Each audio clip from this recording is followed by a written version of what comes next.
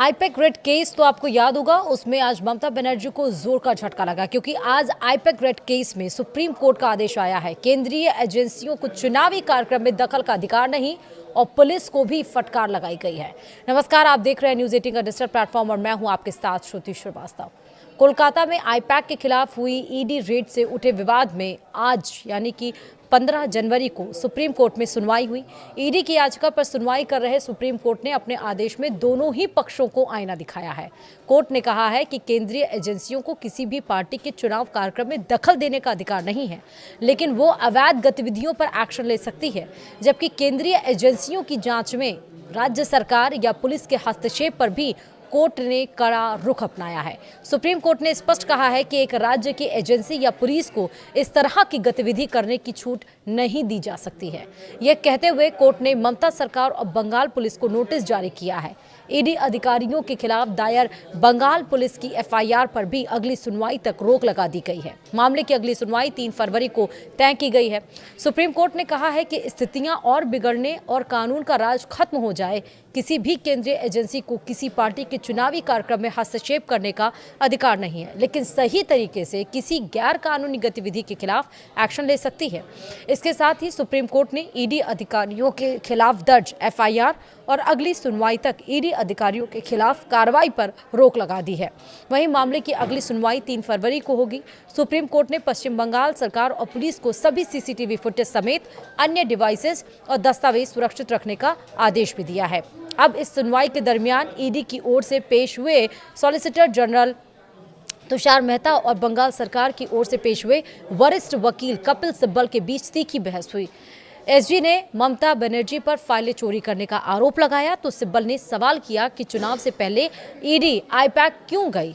वहीं अब आपको बताते हैं कि सुनवाई के दरमियान किसने क्या क्या कहा है। दरअसल न्यायमूर्ति प्रशांत कुमार मिश्रा और न्यायमूर्ति विपुल पंचोली की पीठ में सुनवाई के दरमियान प्रवर्तन निदेशालय यानी ईडी ने गुरुवार को यानी कि 15 जनवरी को सुप्रीम कोर्ट को बताया कि आईपैक ऑफिस और उसके चीफ के घर पर जांच और सर्च ऑपरेशन में पश्चिम बंगाल सरकार का दखल और रुकावट, जिसमें मुख्यमंत्री ममता बनर्जी भी शामिल है, बहुत चौंकाने वाला पैटर्न दिखाता है। वहीं ईडी की ओर से पेश सॉलिसिटर जनरल तुषार मेहता ने कहा कि यह बहुत ही शॉकिंग घटना है। मुख्यमंत्री खुद पहुंची गई, जहां छापा पड़ा वहां जांच में व्यवधान डाला। राज्य पुलिस ने राजनीतिक सदस्यों के तरीके से काम किया।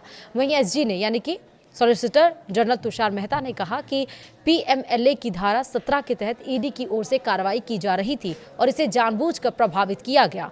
वहीं एसजी मेहता ने कहा कि यह एक चौंकाने वाला पैटर्न दिखाता है जब कोई वैधानिक प्राधिकरण अपना कार्य कर रहा होता है।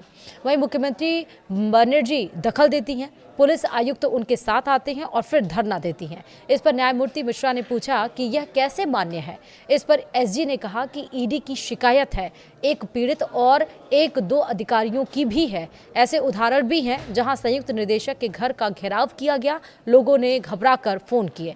एसजी ने कहा कि ईडी के अधिकारियों ने स्थानीय पुलिस को सूचना दी और पीएमएलए की धारा 17 के तहत आईपीएसी और फिर सभी पुलिस अधिकारियों की जांच करने का आदेश दिया गया।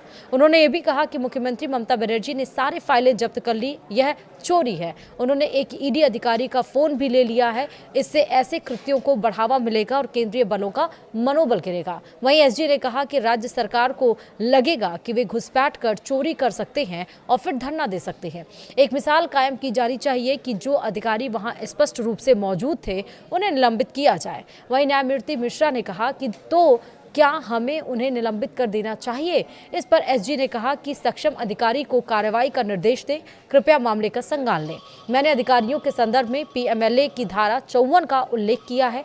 एसजी ने कहा कि यहाँ पुलिस मुख्यमंत्री बनर्जी के साथ सबूतों को हटाने और नष्ट करने के लिए आई है। यह सरकार चोरी है। मैं मुख्य सचिव और विभागीय अधिकारियों को भी पक्षकार बनाने की मांग कर रहा हूं। इससे पहले सीबीआई अधिकारी गए थे और इस अदालत ने चिट फंड घोटाले की न्यायिक जांच की थी। वहीं सीबीआई अधिकारियों को गिरफ्तार कर पुलिस स्टेशन ले जाया गया था, तब भी मुख्यमंत्री ने धरना दिया था। वहीं एसजी ने कहा कि इसके बाद हमने हाई कोर्ट का रुख किया। अब देखिए क्या होता है जब भीड़ तंत्र लोकतंत्र पर हावी हो जाता है। देखिए हाई कोर्ट की जज ने अपने आदेश में क्या टिप्पणी की है। इसमें बड़ी संख्या में वकीलों के इकट्ठा होकर हंगामा करने का जिक्र है। उन्होंने ये भी कहा कि अदालत का माहौल सुनवाई के लिए अनुकूल नहीं था। एसजी ने कहा कि इसके लिए बाकायदा मैसेज किया गया था। इसमें कहा गया कि कोर्ट को जंतर मंतर में तब्दील कर दो, यानी भारी भीड़ लाओ। वहीं एसजी ने कहा कि मैं वहां था। मैं आपको बताता हूं कि इस पर वरिष्ठ अधिवक्ता कपिल सिब्बल ने कहा कि मैं भी वहां था। न्यायमूर्ति मिश्रा ने बीच में बोलते हुए कहा कि कम से कम यहाँ हंगामा मत कीजिए। एसजी ने कहा कि मैंने वहाँ के विधि विभाग की व्हाट्सएप चैट रिकॉर्ड कर रखी है। ये सभी पार्टी के कानूनी प्रकोष्ठ के निर्देश पर की गई थी, इसलिए यह निर्दोषिता नहीं थी, यह जानबूझकर किया गया था। संदेश में लिखा है कि आज गेट नंबर पर सभा है। इस पर न्यायमूर्ति मिश्रा ने पूछा कि क्या वह जंतर मंतर था। एसजी ने कहा कि हाँ, अदालत को जंतर मंतर में बदल दिया गया था। उन्होंने उन सदस्यों के लिए बस और परिवहन की व्यवस्था भी की थी। उच्च न्यायालय ने आदेश पारित किया कि केवल वकील ही अदालत में प्रवेश करेंगे और सुनवाई का सीधा प्रसारण किया जाएगा। वहीं कपिल सिब्बल ने कहा कि यहां जानकारी की कलरिंग की जा रही है। सिब्बल ने कहा कि ऐसा दोबारा नहीं होगा। कल सुनवाई हुई थी। अगर यह अदालत इस मामले की सुनवाई करती है तो आपको यह मान लेना होगा कि हाईकोर्ट इसकी सुनवाई नहीं कर सकता। और इस पर जस्टिस मिश्रा ने कहा कि हमारे मुंह में अपने शब्द मत डालिए, अनुमान मत लगाइए। वहीं सिब्बल ने कहा कि इसकी सुनवाई हाईकोर्ट में होनी चाहिए। अनुच्छेद 226 के तहत उसे अधिकार क्षेत्र प्राप्त है। यही व्यवस्था है। वे समानांतर कार्यवाही कर रहे हैं। वहीं वरिष्ठ अधिवक्ता सिंघवी ने कहा कि अभिषेक मनु सिंघवी की हम बात कर रहे हैं। सिंघवी ने कहा कि बिना किसी हंगामे की ईडी ने कल सुनवाई स्थगित करने का अनुरोध किया था।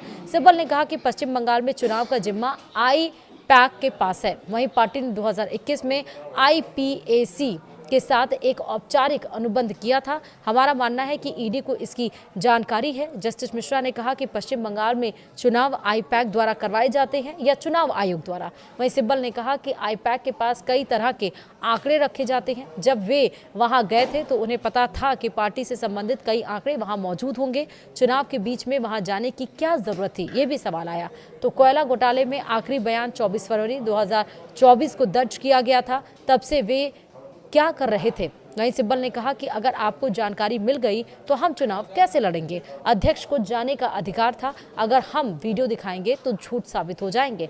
हम भी बेहद परेशान हैं। ईडी को पार्टी कार्यालय के उस हिस्से में क्यों जाना चाहिए जहां सारी जानकारी मौजूद है। वहीं सिब्बल BNSS की धारा 105 का हवाला दिया गया।